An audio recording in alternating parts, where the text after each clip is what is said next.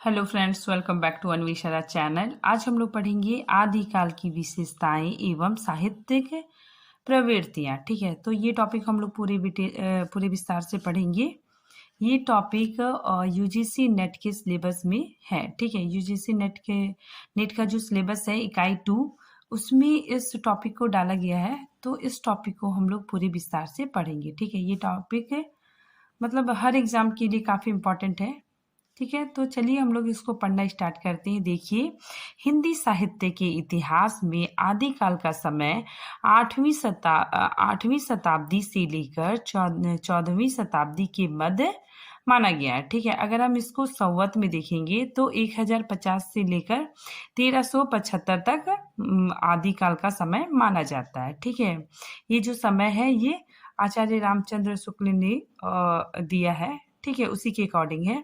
आगे देखिए, सर्वप्रथम आचार्य हजारी प्रसाद द्विवेदी ने इस काल को आदिकाल नाम दिया। ठीक है, तो ये काफ़ी इम्पोर्टेंट है और इससे पहले वाले वीडियो में भी मैंने बताया था कि जो आदिकाल नाम है ये आचार्य हजारी प्रसाद द्विवेदी जी ने दिया है। ठीक है, नेक्स्ट आगे देखिए, इस काल में प्रमुख रूप से रासो साहित्य की रचना हुई है। ठीक है, तो इस काल में प्रमुख रूप से रासो साहित्य की रचना हुई है। ठीक है, अतः आदिकाल साहित्य की प्रमुख प्रवृत्तियां रासो साहित्य की प्रवृत्तियां ही मानी जा सकती है। ठीक है, नेक्स्ट देखिए, प्रकृति की अंतिम अभ्रंश अवस्था से ही हिंदी साहित्य का आविर्भाव माना जा सकता है। ठीक है, नेक्स्ट देखिए, आचार्य रामचंद्र शुक्ल ने इसे वीर गाथा काल कहा है। ठीक है, तो ये काफी इंपॉर्टेंट है कि आचार्य रामचंद्र शुक्ल ने आदिकाल को वीर गाथा काल कहा है। ठीक है, परंतु इस काल में सिद्ध नाथ जैन साहित्य भी मिलते हैं। ठीक है, तो इस काल में वीरता से परिपूर्ण रचनाएं मिलती है, साथ भी इसके साथ साथ सिद्ध नाथ जैन साहित्य भी रचा गया है। हम लोग देखते हैं आदिकाल की प्रवृत्तियां एवं विशेषताएं। ठीक है, नंबर 1 में है वीर गाथानात्मक काव्य रचनाएं। ठीक है, देखिए, आदिकालीन साहित्य में वीर गाथाओं का विशेष प्रचलन था। ठीक है, जिसमें कवि अपने आश्रयदाताओं की वीरता, साहस, शौर्य एवं पराक्रम को अतिरंजित और अतिशोक्तिपूर्ण बनाकर प्रस्तुत करते थे। ठीक है, तो आदिकाल के जो कवि होते थे वे अपने राजा, ठीक है, मतलब जिस राजा के अंडर में वो रहते थे, ठीक है, मतलब जिस राजा के दरबार में रहते थे, ठीक है, उस राजा की वीरता, साहस, शौर्य, पराक्रम को अतिशोक्ति मतलब बढ़ा चढ़ाकर, ठीक है, उसकी प्रशंसा किया करते थे। ठीक है, तो कवि क्या करते थे, मतलब राज दरबार में रहते थे, ठीक है, और अपने राजा की वीरता, साहस का मतलब अतिरंजित और अतिशोक्ति मतलब बढ़ा चढ़ाकर उसकी प्रशंसा करते थे। ठीक है, आगे देखिए, युद्धों का सजीव चित्रण किया करते थे। ठीक है, तो युद्धों का एकदम सजीव चित्रण करते थे। ऐसा लगता था कि आंखों के सामने ही सारा दृश्य चल रहा है। ठीक है, आगे देखिए, इन युद्धों का कारण क्या था? नारी सौंदर्य या साम्राज्य विस्तार की महत्वाकांक्षा रहती थी। ठीक है, तो युद्ध का मेनली कारण क्या होता था कि नारी सौंदर्य। ठीक है, अगर कहीं की राजकुमारी बहुत अच्छी है, बहुत सुंदर है, ठीक है, तो राजा लोग क्या करते थे, उस राज्य पे मतलब अटैक कर देते थे। ठीक है, मतलब युद्ध करते थे। ठीक है, और उस राज्य को जीत लेते थे। ठीक है, या फिर इसका दूसरा कारण साम्राज्य विस्तार भी था। ठीक है, लेकिन प्रमुख उद्देश्य राज्य को जीतकर अपना साम्राज्य विस्तार करना था। ठीक है, लेकिन प्रमुख उद्देश्य क्या था कि अपना साम्राज्य विस्तार करना ही उनका प्रमुख उद्देश्य रहता था। आगे देखिए, आश्रयदाताओं की प्रशंसा। ठीक है, देखिए, प्रायः सभी रासो कवि आश्रित कवि थे। ठीक है, मतलब उस समय के जितने कवि थे वे राजाओं पे आश्रित कवि थे। ठीक है, अतः उन्होंने रासो ग्रंथ में नायक की धर्मवीरता, युद्ध कौशल आदि का वर्णन ओजस्वी भाषा में किया करते थे। ठीक है, इन कवियों का लक्ष्य अपने राजा को श्रेष्ठता का प्रतिपादन तथा अपने उनके शत्रु राजा की हीनता दिखलाना था। ठीक है, तो ये कवि क्या करते थे, मतलब धर्म वीरता का वर्णन करते थे। ठीक है, युद्ध कौशल का वर्णन वर्णन करते थे, अपने राजा को एकदम श्रेष्ठ दिखलाते थे, ठीक है। और राजा के जो शत्रु है, ठीक है, राजा के जो शत्रु राजा है उसे एकदम हीनता दिखलाते थे, ठीक है, और इस तरह अपनी रचनाएं करते थे। आगे देखिए, पृथ्वीराज रासो और खुमान रासो इसी कोटि की प्रशंसापरक काव्य रचनाएं हैं, ठीक है, जिसमें कवि ने अपने चरित्र नायक को, ठीक है, मतलब कवि ने अपने राजा को, ठीक है, राम, कृष्ण, युधिष्ठिर, अर्जुन या हरिश्चंद्र से भी श्रेष्ठ बताते हुए प्रत्येक दृष्टि से उनकी महत्ता प्रतिपादित की है, ठीक है। तो कवि अपने राजा को राम, कृष्ण, युधिष्ठिर के समान, ठीक है, श्रेष्ठ बताते थे, ठीक है, और उसके शत्रु को बहुत ही हीन बताकर कविताएं रचते थे, ठीक है। देखिए, इस काल का पूरा रासो साहित्य इसका प्रमाण है, इसीलिए रामचंद्र शुक्ल ने 12 रासो ग्रंथों के आधार पर इस काल का नाम वीर गाथा काल रखा, ठीक है। तो इसी वजह से आचार्य रामचंद्र शुक्ल ने इसे वीर गाथा काल नाम दिया, ठीक है। आगे देखिए, युद्धों का सजीव चित्रण, ठीक है। इसमें देखिए, इस युद्ध के चारण कवि कलम और तलवार दोनों के धनी थे, ठीक है। मतलब इस युग के जो कवि होते थे वे कलम और तलवार के दोनों धनी थे, दोनों रूप से धनी थे, ठीक है। कैसे, देखिए, वे आवश्यकता पड़ने पर स्वयं युद्ध भूमि में लड़ते थे, ठीक है। तो उस समय के जो कवि थे वो आवश्यकता पड़ने पर मतलब युद्ध में जाते थे, ठीक है, और युद्ध भूमि में लड़ते भी थे, ठीक है। अर्थात कवि लेखन कौशल में ही नहीं अपितु युद्ध कौशल में भी पारंगत थे, ठीक है। तो युद्ध कौशल में भी पूरी तरह परिपूर्ण थे, ठीक है। आगे देखिए, युद्धों के दृश्य को उन्होंने अपने आंखों से देखा था, ठीक है। मतलब कवि लोग युद्ध में भी जाते थे, ठीक है, और युद्ध के दृश्य को देखते थे, ठीक है, अपने आंखों के सामने देखते थे, और उसी तरह मतलब उसी तरह वे लोग अपने काव्य को रच देते थे, ठीक है। तो इसकी वजह से युद्धों का जो चित्र, युद्धों का जो वर्णन होता था वो एकदम सजीव प्रतीत होता था, ठीक है। तो यहाँ पे देखिए, अतः उनके काव्य में युद्ध के सजीव वर्णन मिलते हैं, ठीक है। उस समय के कवि का यह परम कर्तव्य था कि वह अपने आश्रयदाता राजाओं को युद्ध के लिए उत्तेजित करे, ठीक है। तो उस समय के कवियों का यह परम कर्तव्य था कि वो अपने आश्रयदाता राजाओं को युद्ध के लिए प्रेरित करे, ठीक है। आगे देखिए, युद्धों का वर्णन आदिकालीन साहित्य से लगता है कि राजाओं का अपने प्रजाओं पर ध्यान कम और अपने साम्राज्य विस्तार का ध्यान अधिक था, ठीक है। तो जो युद्धों का वर्णन है, ठीक है, आदिकाल का अगर हम लोग साहित्य पढ़े तो जो युद्धों का वर्णन हमें देखने को मिलता है, ठीक है, उससे लगता है कि राजाओं को अपनी प्रजा पर ध्यान बहुत कम था, ठीक है, और अपने साम्राज्य विस्तार पर उनका ध्यान ज्यादा रहता था, ठीक है, जिसके कारण लगातार युद्ध का वातावरण बना रहता था, ठीक है। आगे देखिए, तत्कालीन कवियों ने अपने काव्य में युद्धों का सजीव वर्णन करके जन समूह में एक चेतना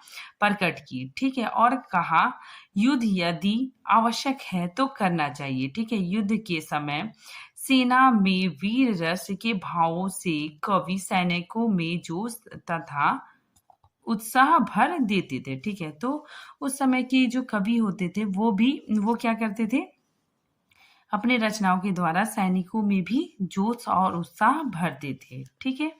नेक्स्ट देखिए, इन युद्धों का कारण नारी सौंदर्य होता था या फिर साम्राज्य विस्तार होता था, ठीक है। तो इस युद्ध का मुख्य कारण क्या होता था कि अगर कहीं की रानी बहुत सुंदर है या फिर राजकुमारी कहीं सुंदर है तो उसके वजह से भी युद्ध होता था, या फिर साम्राज्य विस्तार के वजह से भी युद्ध होता था, ठीक है। लेकिन इसका जो मुख्य उद्देश्य था वो साम्राज्य विस्तार करना ही प्रमुख उद्देश्य होता था, ठीक है। नेक्स्ट हम लोग देखते हैं संकुचित राष्ट्रीयता, ठीक है। इसमें देखिए, इस काल में वीरता का वर्णन तो बहुत हुआ, ठीक है। मतलब अगर हम लोग आदिकालीन साहित्य को देखते हैं तो इसमें वीरता का वर्णन तो बहुत हुआ, परंतु इसमें राष्ट्रीयता की भावना का अभाव था, ठीक है। लेकिन इसमें क्या होता था कि राष्ट्रीयता की भावना का अभाव होता था, ठीक है। देखिए, उस समय देश छोटे छोटे राज्यों में विभक्त था और इन राज्यों के शासक अपने छोटे से राज्य को ही राष्ट्र समझते थे, ठीक है।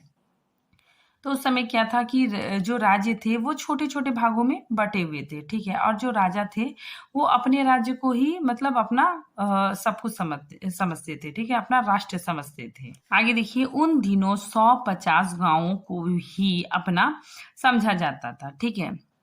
तो उन दिनों क्या था कि राजा के पास जो 150 गाँव होते थे, ठीक है? उसी को वो मतलब अपना राज्य समझता था, ठीक है? और पड़ोसी राज्य में अगर आक्रमण हुआ है, ठीक है? वहाँ पे हमला हो रहा है, ठीक है? या फिर उसका पतन हो गया तो उस राजा मतलब उस राजा को कोई फ़र्क नहीं पड़ता था, ठीक है? मतलब पड़ोसी राज्य में कुछ भी हो तो उसको कोई भी फ़र्क नहीं पड़ता था, ठीक है? उसके पास से जो 150 गाँव थे, ठीक है? उसका जो अपना राज्य था, उसी को वो अपना सब कुछ समझता था, ठीक है? तो इसमें क्या था राष्ट्रीयता का अभाव था, ठीक है? उसी चीज़ को यहाँ पे बताया गया। देखिए आगे उसमें ऐसे कवि भी हुए जिन्होंने देशद्रोही जयचंद की प्रशंसा में काव्य लिखे, ठीक है? फिर उन दिनों राष्ट्र शब्द का प्रयोग आज के व्यापक अर्थ में नहीं होता था, ठीक है? मतलब आज क्या है कि हम लोग पूरे भारतवर्ष को ही मतलब पूरा हम लोग अपना राष्ट्र समझते हैं, ठीक है? हम लोग के लिए तमिलनाडु, ठीक है? तमिलनाडु हो गया, बिहार, यूपी ये सब कोई मायने नहीं रखता है। मतलब सब मिला-जुला सब एक ही है। तो हम लोग में अभी क्या है कि राष्ट्रीयता की भावना है, ठीक है? तो उस समय क्या था कि राष्ट्रीयता का अभाव था, ठीक है? राजा अपने राज्य को ही सब कुछ समझता था, ठीक है? और पड़ोसी राज्य से उसे कोई भी मतलब नहीं रहता।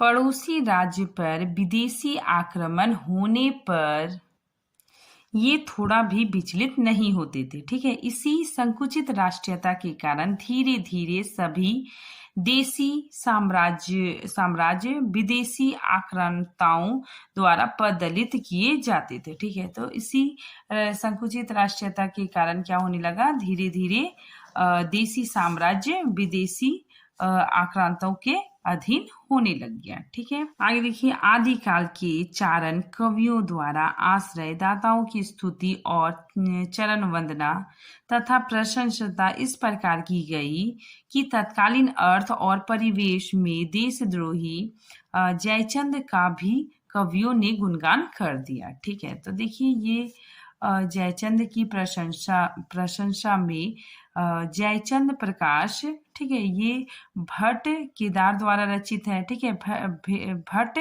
केदार कृत तथा जय मयंक चंद्रिका, ठीक है? ये मधुकर कविकृत नामक ग्रंथ लिखे गए हैं, ठीक है? तो ये काफ़ी परीक्षा की दृष्टि से काफ़ी इम्पोर्टेंट है, ठीक है? इसको मैंने इसलिए अंडरलाइन कर दिया है, ठीक है? ये पूछा जाता है बहुत बार कि जयचंद प्रकाश किसके द्वारा लिखा गया? तो भट्ट केदार द्वारा, ठीक है? फिर जय मयंक जस चंद्रिका किसके द्वारा लिखा गया है? तो मधुकर कवि के द्वारा लिखा गया है। देखिए ऐतिहासिकता का अभाव, ठीक है? खुमान रासो, विशलदी रासो, पृथ्वीराज रासो तथा परमाल रासो, ठीक है? ये सारे ग्रंथ ऐतिहासिक हैं, ठीक है? क्योंकि इसमें इतिहास प्रसिद्ध चरित्र नायकों को लिया गया है, ठीक है? परंतु इसमें तथ्यों का नितांत अभाव है, ठीक है? इसमें क्या है? तथ्यों का अभाव है। इन कवियों ने अपने कविताओं में घटनाओं का अतिशयोक्ति वर्णन किया है, ठीक है? तो इन कवियों ने अपनी कविताओं में क्या किया है? बढ़ा-चढ़ा के वर्णन किया है, ठीक है? आगे देखिए इन कविताओं में पात्रों से संबंधित जो तिथि और संवत लिखे गए हैं, वह भी इतिहास से मेल नहीं खाते, ठीक है? तो जो तिथि और संवत लिखे गए हैं, वो भी इतिहास से मेल नहीं खाते, ठीक है? इसमें तथ्य कम है और कल्पना का समावेश बहुत अधिक है। आगे देखिए इन ग्रंथों में जो वर्णन किए हैं, वे तत्कालीन इतिहास से मेल नहीं खाते हैं, ठीक है? तो वे इतिहास से मेल नहीं खाते, ठीक है? आगे देखिए घटनाओं, नामावली एवं तिथियों का जो विवरण रासो काव्यों में उपलब्ध होता है, वह इतिहास सम्मत नहीं है, ठीक है? तो इसमें क्या है? ऐतिहासिकता का अभाव है, ठीक है? तथ्य कम है और इसमें कल्पना का समावेश ज़्यादा है, ठीक है? वीर एवं श्रृंगार रस की प्रधानता, ठीक है? देखिए वीर और श्रृंगार रस का समन्वय इस समय की साहित्यिक रचनाओं से यह मालूम होता है कि कवि वीर रस और श्रृंगार रस की कविताओं को एक साथ लिख रहे थे। ठीक है, तो इस समय की रचनाओं में वीर रस और श्रृंगार रस से वीर रस और श्रृंगार रस की रचनाएं देखने को मिलती है। ठीक है, देखिए इस समय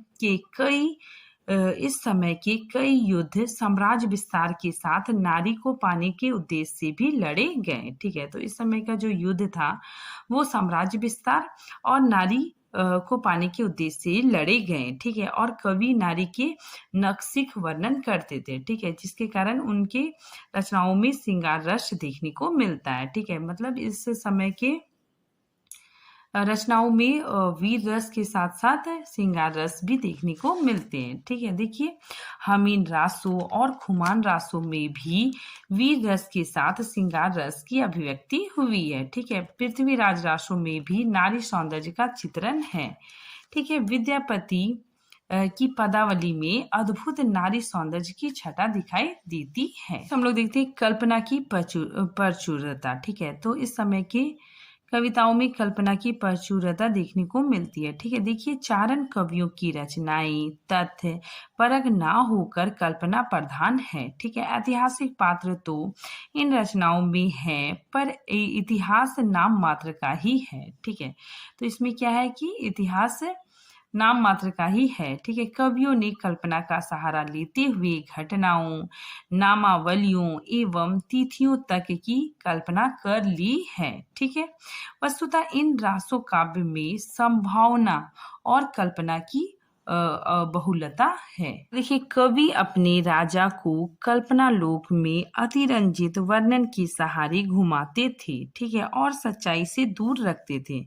ठीक है, तो कवि क्या करते थे, राजा को मनोरंजन करने के लिए कल्पना से परिपूर्ण रचनाएं करते थे। ठीक है, और राजा को सच्चाई से दूर रखते थे। ठीक है, मतलब देश की जनता की जो समस्याएं हैं, ठीक है, उससे मतलब दूर रखते थे। ठीक है, और साथ ही अतिशोक्ति वर्णन करके आश्रयदाता को खुश रखते थे। ठीक है, मतलब बढ़ा चढ़ा के वर्णन करते थे। ठीक है, जिससे आश्रयदाता खुश हो जाए और उन्हें मतलब धन की प्राप्ति हो। ठीक है, अब हम लोग देखेंगे सांस्कृतिक महत्व। देखिए सांस्कृतिक अध्ययन की दृष्टि से आदिकालीन साहित्य का अध्ययन महत्वपूर्ण है। ठीक है, वीर गाथा कालीन साहित्य भारत के लिए गौरव का विषय है। ठीक है, तो उस समय युद्धों के कारण ही मतलब वीर रचनाएं हुई। ठीक है, लेकिन जो कुछ भी हो, ये जो वीर गाथा कालीन साहित्य है ये भारत के लिए गौरव का विषय है। ठीक है, नेक्स्ट देखिए आदिकालीन साहित्य में प्रबंध काव्य लेखन भी हुए। ठीक है, तो इस समय प्रबंध काव्य और मुक्तक गीत रचे गए। ठीक है, देखिए यहाँ पे प्रबंध एवं मुक्तक गीत आदिकाल काव्य में दो रूपों में मिलता है। ठीक है, अब देखिए प्रबंध क्या होता है। प्रबंध अपेक्षाकृत बड़ा होता है। ठीक है, कई बार इसको महाकाव्य भी कहा जाता है। ठीक है, तो प्रबंध को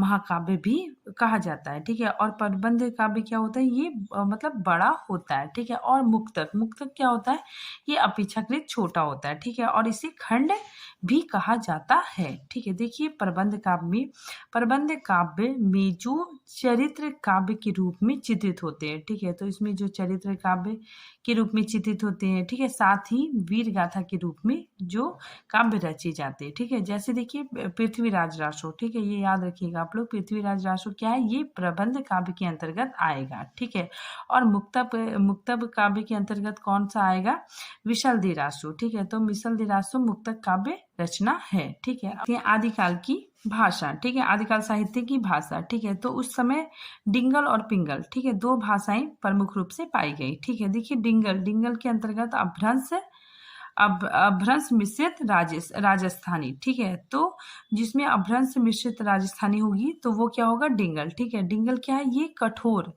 ठीक है, ये कठोर भाषा है। ठीक है, फिर देखिए पिंगल। ठीक है, पिंगल में क्या होता है, अभ्रंश प्लस ब्रज भाषा। ठीक है, तो अभ्रंश प्लस ब्रज भाषा क्या हो गया, पिंगल क्या होता है, बहुत कोमल।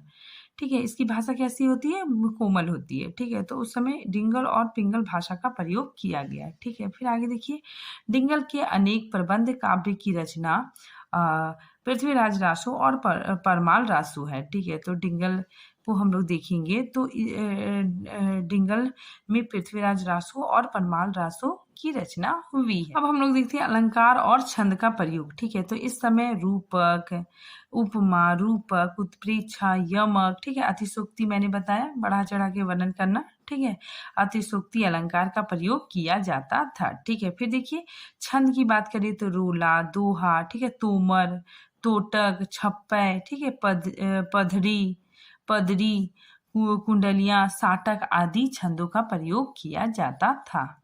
आगे देखिए लोक भाषा साहित्य। ठीक है, देखिए 7वीं शताब्दी से 10वीं शताब्दी की अपभ्रंश लोक भाषा के रूप में प्रचलित रही। ठीक है, इस समय की सिद्ध, जैन एवं नाथ संप्रदाय के अनुयायियों ने लोक भाषा में ही, ठीक है, इन लोगों ने लोक भाषा में ही अपनी रचनाएं की। ठीक है, जिसमें कर्मकांड, आडंबर, ठीक है, ब्रह्ममत का विरोधी स्वर उभर कर आया। ठीक है, और इसके कारण जनता में नई चेतना हुई। ठीक है, आगे देखिए आचार्य प्रसाद द्विवेदी ने लिखा कि साहित्य में प्रधान रूप से इस समय का साहित्य धार्मिक है। ठीक है, इसमें सहज जीवन पर, मन की पवित्रता पर और सच्चाई के जीवन पर अधिक जोर दिया गया है। ठीक है, तो आज ये टॉपिक यहीं पे खत्म होता है। ठीक है, मिलते हैं नए टॉपिक के साथ, तब तक के लिए थैंक यू।